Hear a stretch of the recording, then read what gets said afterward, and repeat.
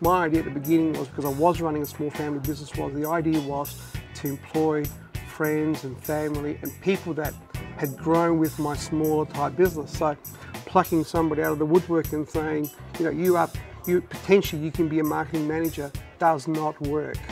If you want a marketing manager, you've got to go out and find someone who's qualified as a marketing manager. Jim Zavos is in Melbourne checking out some new locations for Easy DVD. So while he's near the airport, he's dropped in for a look at ADM's operations. And the first thing that's raised is people management.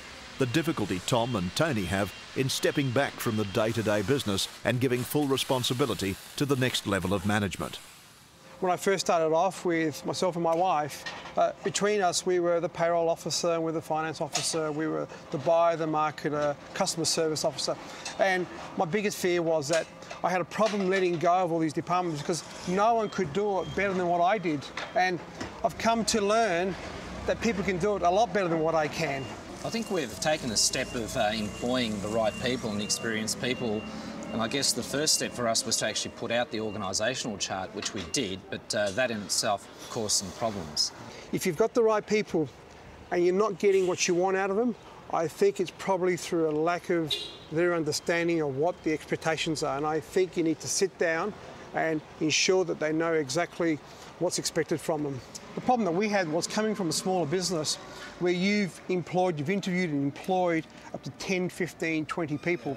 Those people become very attached to you. So when you go out and you decide to come up with a different structure where all of a sudden those people have to report to somebody else, that does create some issues. It doesn't mean at the end of the day that you're going away and that they're a nobody all of a sudden, that you can't talk to them. Yeah. But you've got to make sure that they understand that there is a structure in place, but more importantly, why there's a structure in place. Yeah. For me, one of the difficult things was trying to share my vision of where I want the business to go. And I think you've got to be upfront with your people.